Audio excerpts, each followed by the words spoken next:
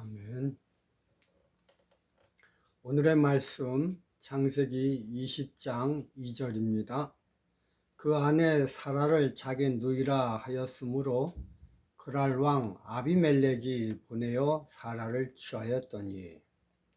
오늘 설교 제목은 늙은 사라의 역할입니다.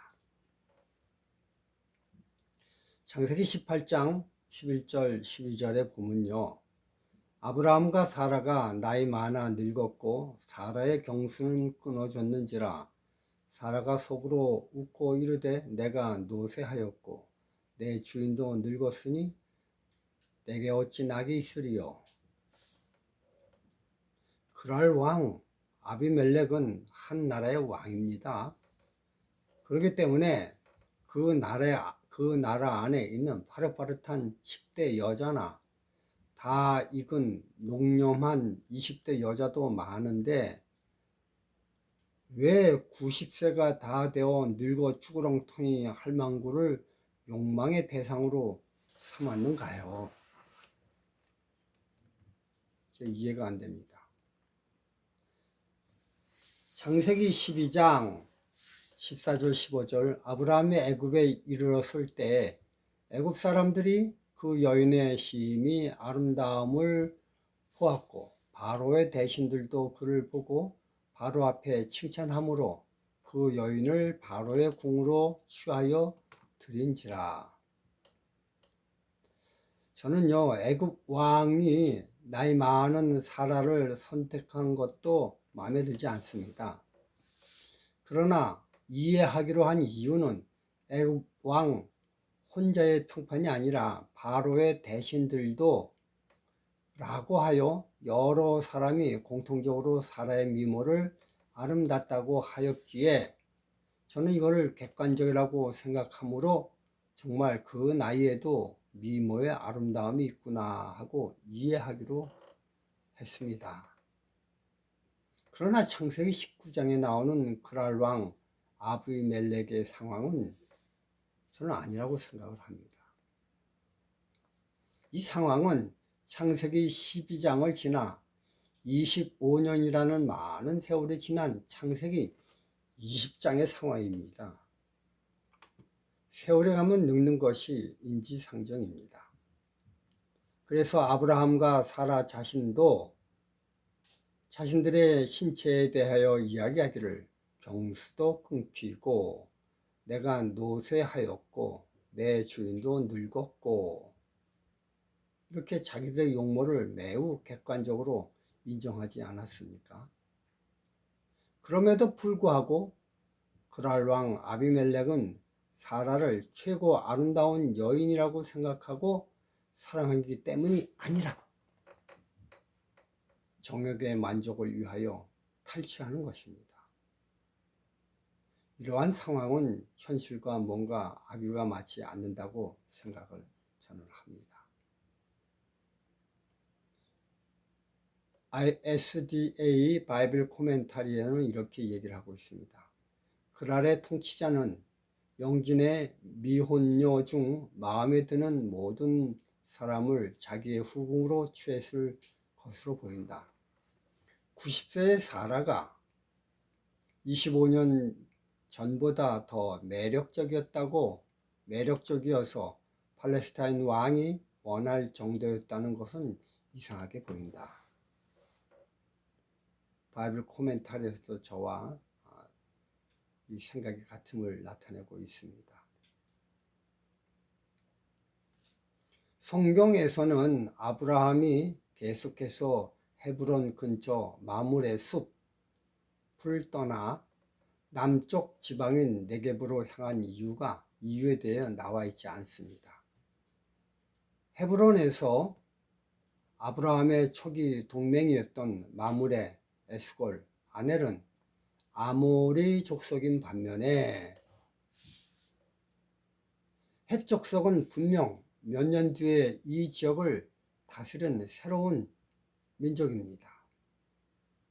그러므로 새로운 세력인 헷 족속, 이게 나중에 이제 블레셋 족속이죠. 헷 족속이 아모리 족속을 아우르고 가나안 지역의 새로운 강자로 등장하는 변동의 시기에 아브라함은 그랄을 방문했던 것입니다. 이 지역이 이후로는 가나안 족속인 아모리족의 위주가 아닌 블레셋 족속의 민족이 주를 이루는 지역으로 바뀌게 됩니다. 이후로 역사적으로 이 지역은 팔레스타인, 즉 블레셋의 땅이라 명명하게 됩니다. 나중에 이스라엘 백성이 애굽에서 400여 년간 종살이를 합니다. 그리고 그 이스라엘 족속이 이 팔레스타인 지역이 자기들의 옛 고토인 가나안 땅이라고 우기며 점령을 하고 있습니다. 그러나 아브라함 사후 몇백 년을 헷 족속이 다스렸기 때문에 그 땅은 객관적으로 명백하게 블레셋의 땅, 팔레스타인인 것입니다. 그러하지만 믿음의 조상 아브라함은요, 이런 미래를 예측이나 한 듯이 블레셋의 땅을 돈을 주고 사전에 사버리는 일을 하였습니다.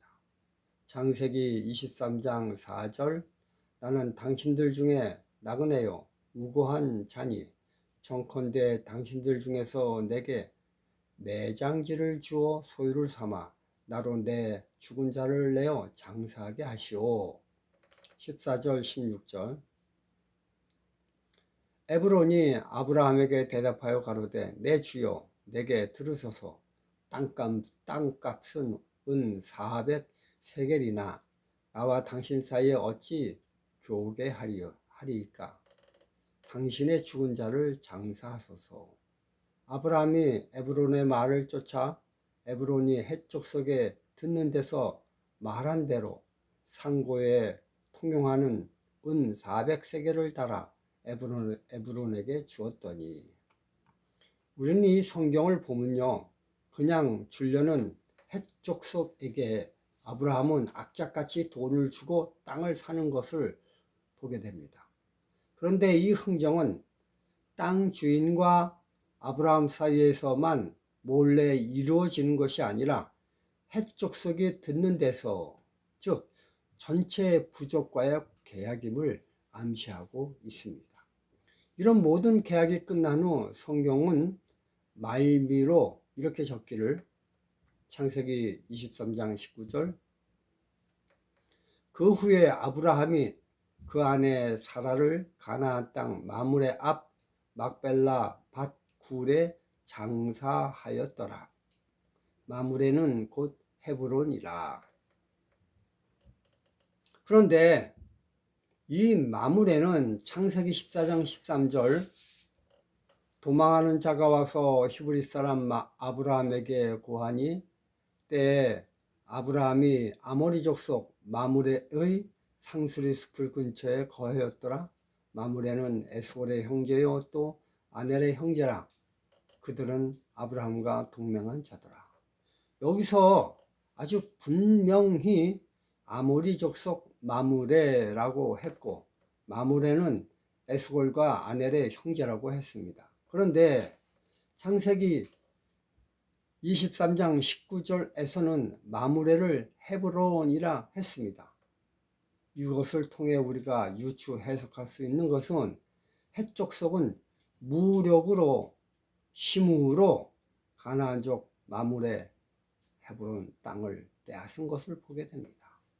그러나 아브라함은 블레셋 족속에게 강력한 힘으로 무력으로 그 땅을 빼앗아 매장지로 삼지 아니하고 돈을 주고 정당하게 매입을 하는 모습을 보게 됩니다. 사단은 이 지구를 속임을 통해 어거지로 자기 땅을 삼았습니다.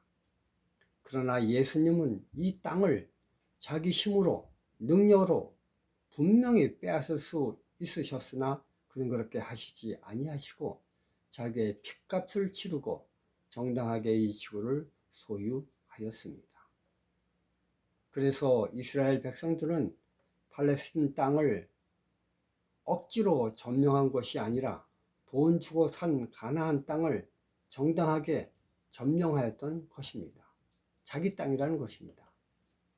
그들이 가나안 땅을 점령할 때 악의 세력으로 또 힘으로 점령한 불법의 팔레스틴의 남녀노소를 불문하고 다 죽인 것처럼 예수님 재림 때도 이 땅에 악으로 힘으로 불법으로 점령한 지구의 모든 사람들을 다 죽입니다.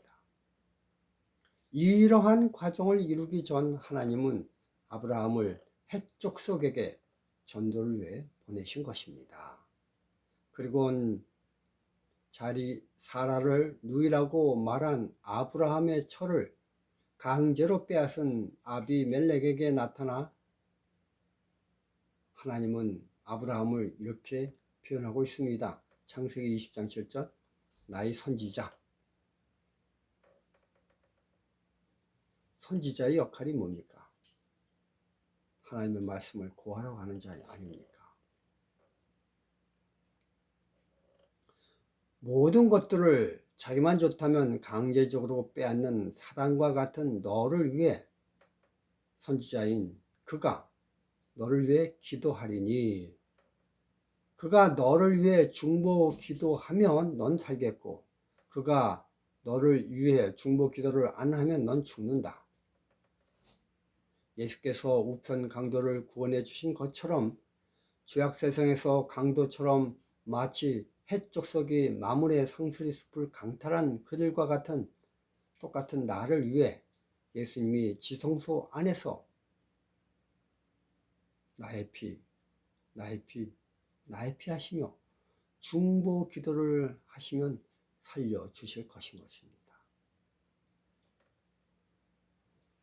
저는 이 성경을 이렇게 연구를 하면서 이러한 모든 예표를 위해 아브라함은 그랄로 갔고 그들이 왕성한 제국을 이루기 전 미약할 때 그들을 구원하기 위해 전도하러 갔던 것을 보게 됩니다. 이것은 마치 바벨론이 대제국이 되기 전 무로덕 발라달이 사신을 히스기야 왕에게로 보내 태양을 움직이는 전지전능한 여호와 하나님에 대해 배워오라고 보낸 것과 같다고 생각을 합니다. 이러한 모든 일의 추진은 인간이 한 것이 아니라 하나님이 계획하신 것임을 확실히 나타내기 위해서 하나님은 나의 90이 다 된 쭈구렁텅이 할머니를 미인으로 여기게 하는 기적을 베풀어 그랄 왕 아비멜렉이 강제로 취하게 만들었던 것입니다. 저는 이것을 보면서요, 세상이 아무리 빈약하게 봐도 또는 값없이 없게 봐도 또는 미련하게 봐도 하나님이 선택한 하나님의 선택된 사람들은 이 세상에서 가장 강력한 무기요, 가장 강력한 아름다운 능력을 가진 사람이 됨을 보게 됩니다. 그러므로 여러분들 나의 나된 연약함을 보지 말고 나를 선택한 하나님의 능력을 보고 주의 일에 강력하게 도전하는 여러분과 제가 되시길 바라며 말씀을 마치겠습니다. 감사합니다.